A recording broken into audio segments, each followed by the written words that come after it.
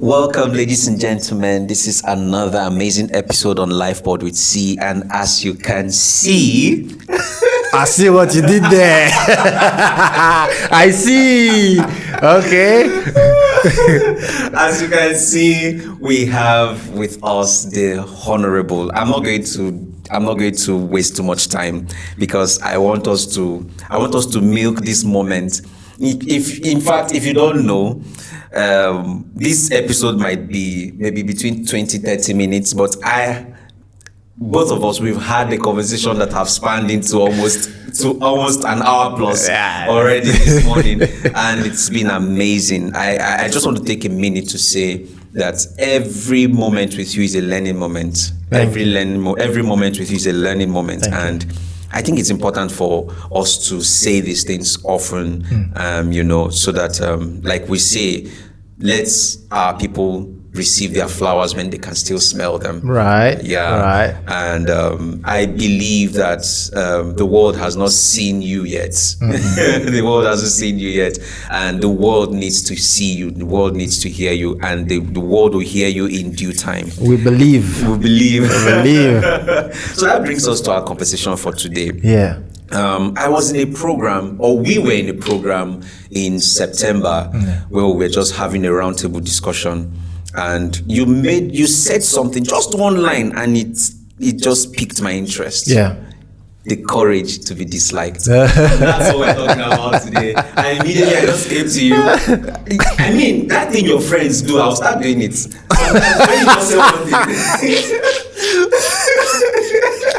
When you say one thing, I'll tell you, I beg, don't talk this one. No. I want you some. Let me get this one.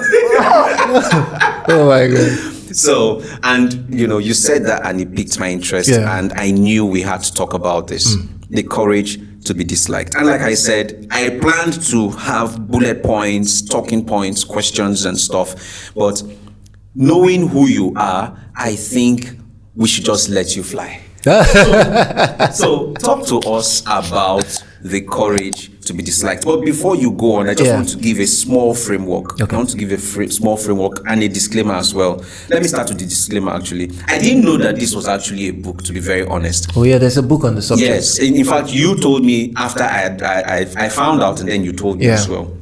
Now, it's a book. It's literally called "The Courage to be Disliked" by Adlerian. No, that's not that. But it's about a philosopher and a youth. Yeah, that's how the book was. It's conversational. The book is conversational. Yes.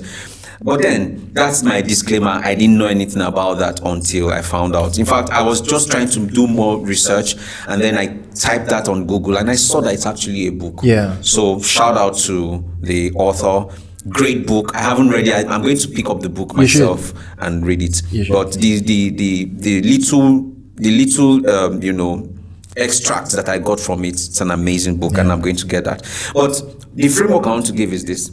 What really is the courage to be disliked, and then why should we even consider this? And how can we go about it? At what point will we say we have been able to achieve or come to that point where you say, you know what, I don't really care? Yeah. So well maybe I should continue from the disclaimer, because the first time I ever thought about the concept of the courage to be disliked was because I had this conversation with my mentor, and he made a line too, and he says, "You're someone people love to hate." And I'm like, oh, wow. Like they just love to hate you, and so he was talking to me about being less intimidating as a person. So we had to have this conversation about what I do in public spaces, how I converse, how I speak, and all of that. So and then he makes me understand that, look, you're such an amazing speaker, you're such a great person to be around, but there's a tendency for you to have an unconscious posture that stems from confidence, such that you become intimidating in your thoughts, so that all the people around you feel submerged in such a way that they appear subservient, which they do not like. So it is not me trying to make them feel bad. it is the excellence of what I do. And so I'm asking, how am I able to manage that? And one of the things I remember he said, and I've lived by that, is to always acknowledge them. So now I go up on stage, and I mean, I have a friend of mine, shout out to him, a couple of them, Emeka Nobis, Namdi, and the rest of them, they keep saying something that is totally humbling. They say, when you speak like the gods. You come from a point that we all don't see, think, or know. Right? So, but now I've learned to go up on stage, to have conversations, to pick up from where the last person picked up, to mention, to quote, to compliment, to hype, to praise, to now make them feel seen. You know, I have the tendencies to be on stage, and when I'm done, every other person is forgotten. Right, so that begins to raise some dissent, right? So that's where part of that conversation came from, where it's, look, they cannot say this is a problem they have with you, or this is what you have done to them. So there's this, I just don't like this. I just like this guy. He gives off this, you know. So, and taking that's really important. Everybody needs a coach. Because he played the role of a coach to me in that moment, and that realization has helped me going forward. You know, so I have more people comfortable, you know, that I'm coming for a gig, and I used to have them argue or negotiate to speak before me, because it was going to be difficult to speak after me on the heels of right. You've So spoken. the people now negotiate. So I've learned to, for a lack of a better word, and not that I was not being warm, but I now realize that I could be better by acknowledging other people and reduce how much I can be hated, right? But I mean, the courage to be disliked simply means to understand your advantage so much that you don't care for what weak minds think. So weak minds are often intimidated in the presence of greater minds. Weak minds feel that people who are more intelligent are a show off. Yeah. So when you have conversation, and if you are Nigerian like I am, they say things like sabi sabi. One of the things, and I mean, if you are outside Nigeria, what sabi sabi really means is when you sabi sabi, as it were. I don't know. Like, I'm not sorry that you can't understand. These are the issues, actually, right? Okay, let me help. So it means when you are extremely intelligent, and they know you are intelligent. What I have seen in the course of my life is to realize that people who dislike you mock you with your strength. People who dislike you mock with you with your strength. The idea is to bring you down to where they are. So that we share commonality. So we share commonality. So you have to have the courage to ignore people who are not speaking in the direction of your excellence, in the direction of your purpose, in the direction of your future, in the direction of the things you are mapping to make the world a better place. That's what really the courage to be disliked really is in simple terms. I mean, if you go to the book, which is not where I draw my thoughts from, but now the book becomes a reference to.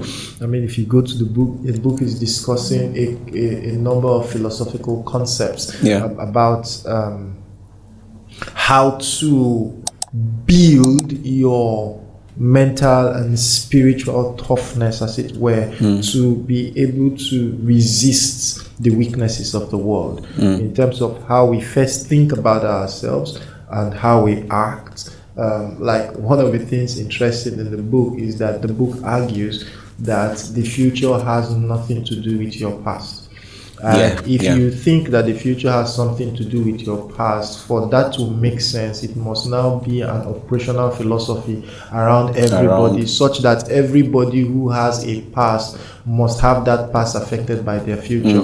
But if people can make a future outside their past and does not reflect that past, it now means that what we make out of our future, holding on to our past, is our decisions. We Absolutely. decide to have a future that features the past. The past. All right, so those are powerful thoughts from the Adlerian philosophy and all of those philosophies. But at barest point, the courage to be disliked really speaks about growing above the hate in your environment and doing what you must do. I think I've seen people live with the courage to be disliked. One of my most cherished and most famous, and if you like, is celebrity preacher, is Bishop T.D. Jakes. Bishop T.D. Jakes has been so outstanding in the American community, so big, so influential, and a lot of people don't like him. I mean, you see excellence in how he articulates his thoughts, how he presents them. At every point in time, Bishop has a gem in the back of his pocket. True. And that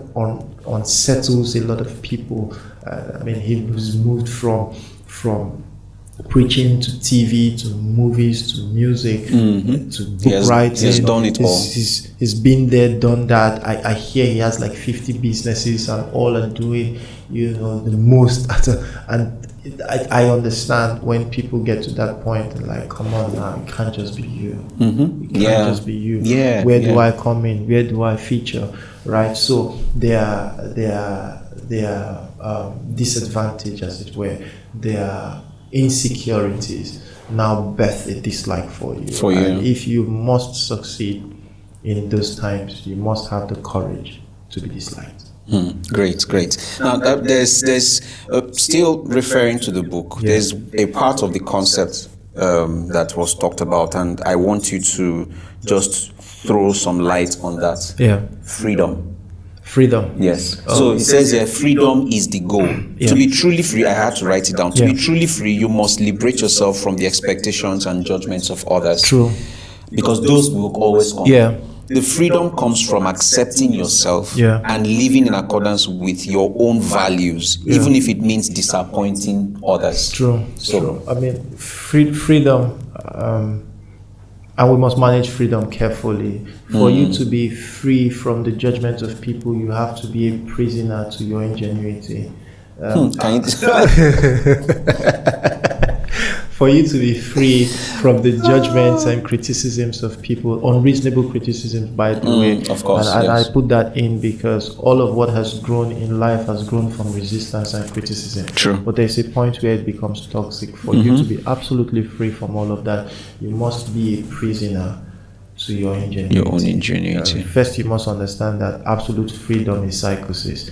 Anybody who is totally free needs a special ward in the hospital. So that freedom must come with an imprisonment of some sort. So if you continue to listen to the judgment of people, I have my first degree in geology, and geology is the study of rock, the earth, and underneath the earth. It's part of what I realized in the study when we crush rocks is that no matter how strong a rock is, when you beat it consistently, it cracks. Now, when you pay attention to all of the negative criticisms and all of the bad words thrown around you, when you constantly focus on those words, after a while, regardless of how strong you are, you begin to crack. Right? So you have to know that bad words will be thrown at you. You have to know that vile thoughts will be thrown at you, but you have to be imprisoned by your own excellence to shut all of them out. When you shut all of them out, you can thrive. Because what the mind does is, the mind doesn't know what is real and what is not real. It only it only pays attention to what you constantly focus on. The mind doesn't know what is real and what is not real. It only pays attention to what you focus on. Now, what you focus on magnifies. The more you focus on those thoughts, the more you become a prisoner to those thoughts. Right? So you begin to see much more. And again, because the mind is not that intelligent, there's a tendency that the mind can play down on your own greatness. And this happens because your greatness oftentimes is effortless. It's a gift of God, to you. I mean, you are a very handsome guy. It's nothing you can do about it. You wake up with it every day, you sleep with it every day, and there's a tendency that when people compliment you and say you look nice, you feel like, well, I don't get what you say, but it's okay. That is because you were born with this, you've seen it so much that it most likely no longer makes sense to you. And we must gather our geniuses so that we don't get to a point where we are too familiar with our genius that we are not wowed by our genius.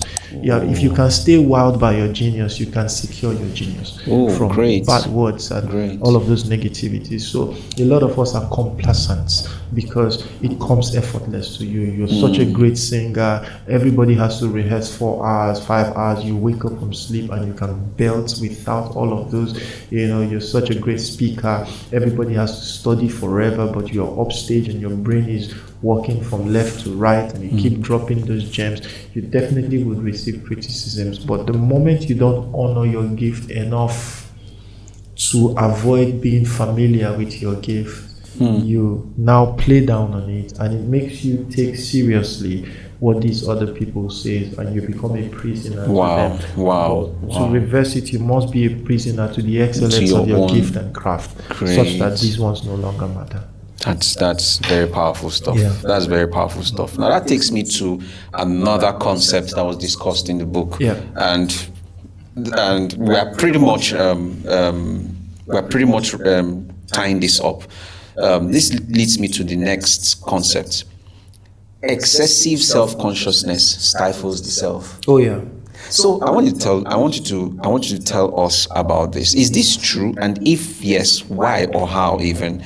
And how can we bring balance to this? Because we talk about consciousness. You need to be conscious of yourself.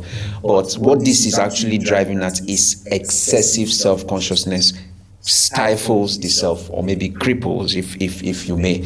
So tell us more. There are two things excessive self-consciousness can do. It could make you proud and arrogant, and it can make you hold back. It can make you hold back such that you enter into criticism paralysis. And this is for yourself. This is for self. So you're overthinking stuff. That's where I belong. So you are thinking much more highly of yourself than you should. And that's also a problem. Yeah, that's really a problem. Wow. So, like I always say to my friends, and I always say to myself, never overrate yourself.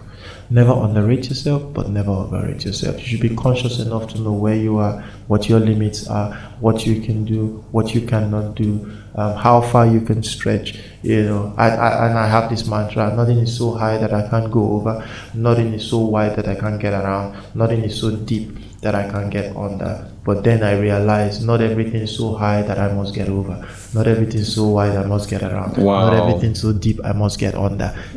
So while the eyes must see, I must not see everything. While the ears must hear, I must not hear everything. While the mind must know, I must not know everything. And while the mouth must speak, I must not say everything. This is the consciousness that would allow us to preserve. But once it is excessive, the eyes want to say all it sees, the ears want to say all it hears, the mind wants to say all it thinks. Even the Bible says a fool says all that is in his heart. Right? So this is where excessive consciousness comes to. And the other extreme, it's polarized, like I said. The other extreme is where it holds you back. So you think again. And most of the things in life where excellence is formed and defined is challenged by time. So you think yourself outside time, such that, in fact, recently I was creating a thought that is titled "On the Brink of Change." So we have seen it over and over in history, where people now bring in their new idea just at the time when the world is evolving into something greater, such that by the time they bring their new idea, it is actually history, because we have entered the future. So you're pretty much playing catch up. Yeah. So what you don't want to do is, and really, Africa is such a catch up generation. We are a leap generation. We barely catch up, and you don't want to be there. We barely catch up. Things just evolve so fast, and by the time we catch it, I'll share with a group of persons, and I'm saying, where was Nigeria in 1960? 1960, Nigeria was working towards independence, and 1st October 1960, as it was said, Nigeria had independence. But it's interesting that in 1960, the internet gained its best across the world. When did Nigeria receive the internet? Goodness. I mean, you come back home, and I don't want to talk about the advent of MTS, which later went defunct. But when you come back home, and if you paid any attention, if you're within my age, you'd realize that at 2004, 2005, way up to 2012, we were still struggling with internet penetration. Yeah. Internet penetration was really, really, really low. So the best influx of the internet penetration for Nigeria was 2015, 2016, 2017, 2018. Do the maths, that puts us somewhere between 40 years behind the world in terms of advancement in that aspect. So so I mean, it's funny but yet depressing, and it now means that every advancement, now just top of your head, we are behind every advancement that had to come on the back of the internet. Yeah. Barclays Bank, issued the first ATM cards in 1963. Nigeria issued the first ATM cards when, I mean, to the max. I mean, this is global. Let's not embarrass ourselves. So We get it. yeah, you get it right. I could give you more. I could give you more. Okay, so this is our reality, and you don't want to be on the brink. We are always on the brink of that, advancement, and we get it wrong. So you don't want to be excessively conscious so much that you hold back, that things pass you by, and by the time you are ready to give it out, it's gone. Or that you even hold back such that you are never considered in the scheme of things, because you held back too much that the system did not realize your genius. Yeah. Wow, that was very, very, that was very powerful, and I believe that does justice to all of that. But we are, like I said, we are tying this up now. Yeah. Well, I would love for you to speak to something. I think it was 2 years ago when you were on my show first. Yeah. The first time you were on my show, and after the recording, we were just heading home, and you said something that really it piqued my interest. I thought about it. It threw me into a serious. I was thinking about that thing for a very, very long time. I can't even tell you how long. But you said something. You said, "I'd rather be respected than loved." Oh yeah. So I want you to talk to, because I think in a way it connects to this topic. So because many people would rather get gone for love. We love this concept of acceptance. I mean, I want to be in a place where I'm loved. Go to where you are celebrated, people would say. And I mean, I agree with that. Honestly, I agree with that. But can you speak to that? Like what you said, I would rather be respected than loved. I would rather go to where I'm respected than where I'm celebrated. Yes. I think that's how you put it. I would rather go to where I'm respected than where I'm celebrated. Love is so fickle. The lines between love and being liked is so blurred that people don't see it. One moment someone says, "I love you," and the next moment he dislikes you. It's because love is also a flavor of passion. And real love is love that goes beyond the excitement. To love that becomes responsibility.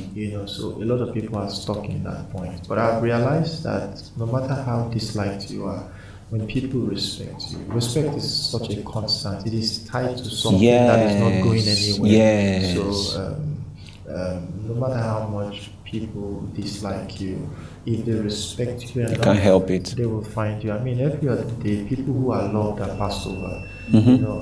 Someone wants to give someone a job, an employment of some sort. He knows a lot of people he loves, but I mean, there has to be a respect that comes with the certification and the credibility. So, though they love XYZ, they may not give XYZ a chance. They rather give who is respected a chance. So, one has to constantly seek to be respected. respected. In respect, you will find love too. Yeah. So, but in love, you may not find respect. You may not find respect. Absolutely. It's why people, and let's use that as a simple example. It's why people can, fall in love, quote unquote, get into a relationship and still abuse their partners. It's no respect. Respect puts restraint. True. Respect brings honor. Respect brings reverence. So I would consistently rather be respected, and this means that work such that my works are undeniable. The quality of my works are undeniable. The quality of value I bring to the table is absolutely undeniable. Speaks for itself. It does speak for itself. Or in fact, works so much that my name is a powerhouse on its own. So that's where we're pushing. In fact, I keep saying that I have to work enough that my name precedes me. So you hear my name and it does all the tricks it needs to do in the room. Right? So that's pretty much it. Respect over being loved. Thank you very much. Thank you. And speaking of name, I didn't do a proper introduction, and that's because I wanted you to do it yourself. So I want you to tell us your project. I mean, I believe that you have a few things coming. We had, like I said, quite a conversation before the recording started. So tell us about, if you don't mind, if you have projects that are upcoming rather, that you won't mind sharing with us. We would love for you to share with us. So I have a number of projects coming, but I'm really focused on one, which is the book, The Business Life of God. I feel it's a gift from God. It's a revelation of some sort, where in the book we take earth as a metaphor, or all of creation as a metaphor, and then we have God as the ultimate CEO. The book is drawn from Genesis 1 all the way to 12, but it's not a religious book, as it were. It's a business companion. It's a strategy guide. It's a strategy manual that shows all the entirety of business from birth to end, of the best business approach, structure, models, tricks in the world.